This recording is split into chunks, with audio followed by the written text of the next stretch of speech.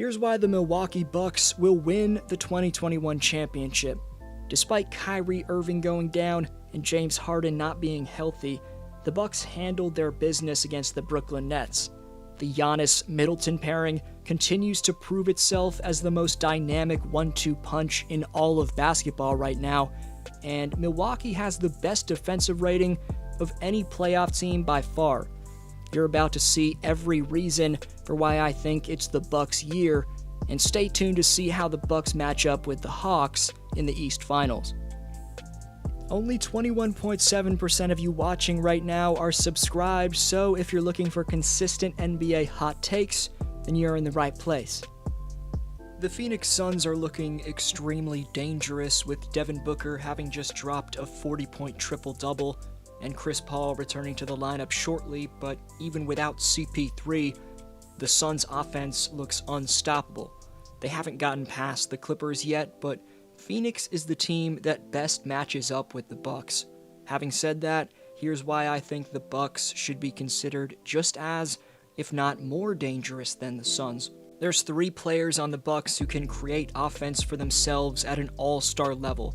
Drew Holiday's been an absolute godsend for the Bucks, as in years past, the Bucks had to rely on Eric Bledsoe to be the main playmaker in pick-and-roll scenarios. Before he completed the puzzle in Milwaukee, everyone forgets that back in 2017, Holiday averaged 24 points per game while leading New Orleans into the second round of the playoffs. Now, I know Drew mightily struggled from the field in the 7-game battle versus the Nets. However, his shot creation off the dribble alone, whether he was converting buckets himself or not, was enough to ease the pressure off maybe the league's most dominant duo right now in Giannis the Greek Freak Antetokounmpo and Chris Cash Money Middleton, Cash with a KH by the way.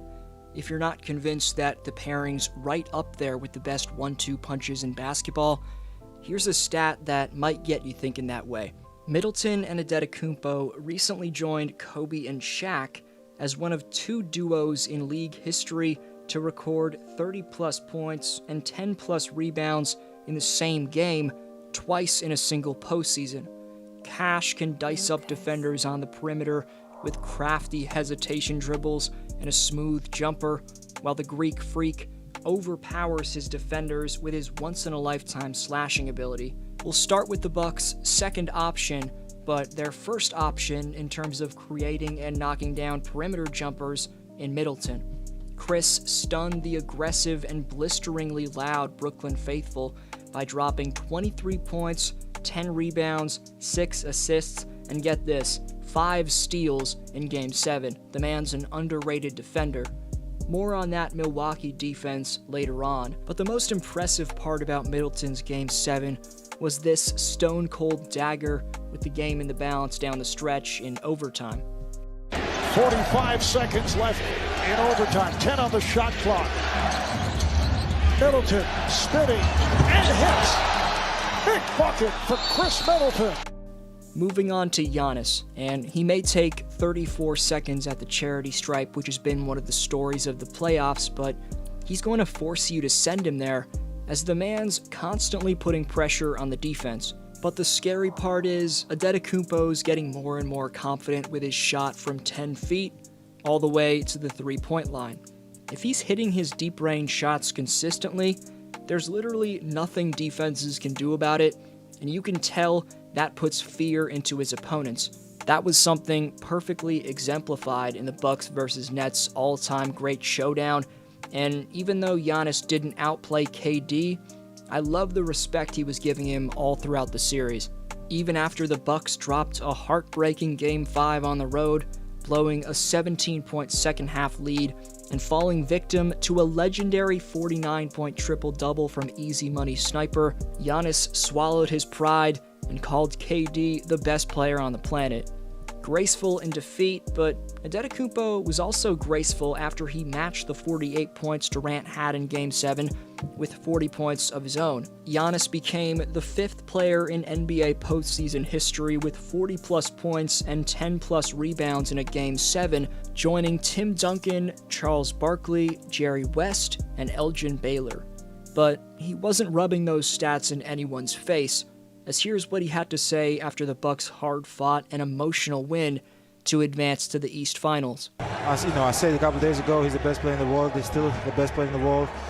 And we know coming into this series that we have to do it as a team. Kevin Durant definitely proved people wrong who said he couldn't carry a team by himself. And I agree with Giannis. KD's the best player in the world right now. The man's damn cold. That turnaround shot with 1 second left to force overtime, directly in the grill of one of the best perimeter defenders in basketball in PJ Tucker, was absolutely deadly, and the degree of difficulty was off the charts.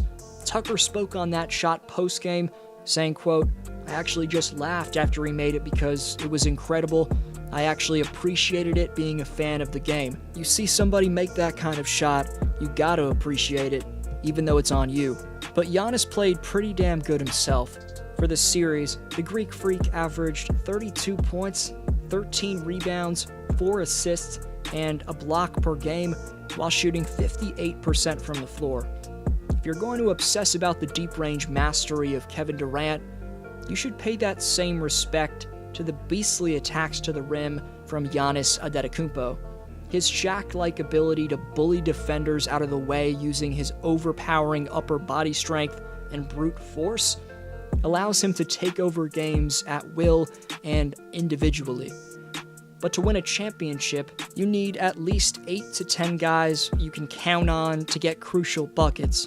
The most important role player in these playoffs has been Brook Lopez, who, after getting roasted by Durant in the pick and roll during Game 5, made some crucial defensive rotations in Game 7. As I mentioned a minute ago, PJ Tucker's the most elite one-on-one defender in basketball, and now that he's got his reps attempting to lock down the lethalness of Durant, whoever he matches up with next is going to be a walk in the park compared to that. There was, of course, a ton of media attention going to the Nets not having a healthy Harden or Kyrie, and rightfully so.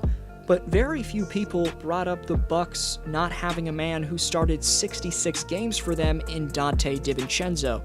After going down 0-2, Milwaukee took 4 out of 5 against the Vegas favorites to win the NBA title, and for their fans, it's not as sweet as if Kyrie would have been on the floor and Harden would have been at full strength, but at the same time, we have to give the Bucks organization and fan base a lot of credit for this.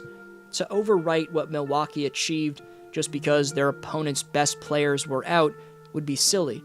Middleton and Holiday struggled for the majority of Game 7 in a hostile environment, but they turned it on when it mattered most and sealed the W for them. It's the shot creation of those two, combined with Giannis's improved passing, that makes the Bucks' three-headed monster a force to be reckoned with. Milwaukee's slayed their biggest dragon, and in many ways, knocking off the hyped-up Brooklyn Nets could be just as gratifying as winning the Larry O'Brien Trophy. They bounced back from faltering a 17-point lead in Game 5. They had to deal with 2 48-plus point barrages from the greatest player on earth, but they stayed the course and took care of what was in front of them. In their matchup with the Atlanta Hawks, the main priority will be staying in front of and slowing down Trae Young, but that isn't the only challenge the Bucks will have to deal with. Kevin Huerter's also proving to be an elite shot creator. He's going to be tough to stop. Huerter was the star of Game 7 against the Sixers, as he can sauce up defenders on the perimeter and get to the mid-range with ease.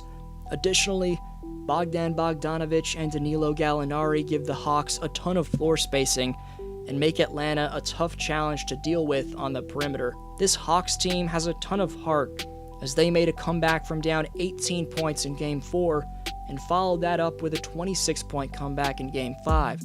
But while the Sixers take their foot off the gas pedal when they get up big, this Bucks team doesn't mess around like that. Coach Mike Budenholzer will have them prepared for the never-die mentality of the Hawks, but the Bucks' league best defense is the main reason for why I think they win this series and ultimately the franchise's first title since 1971. Milwaukee's 102.8 defensive rating gives them a 3.7-point gap between the second-ranked Phoenix Suns. That's the same gap separating the second-ranked Suns and the number 7-ranked New York Knicks. Both Giannis and Drew Holiday were named to the all-defensive first team, but you could argue that the entire Bucks roster is all-defensive material. So why or why not will the Bucks win the title in your opinion?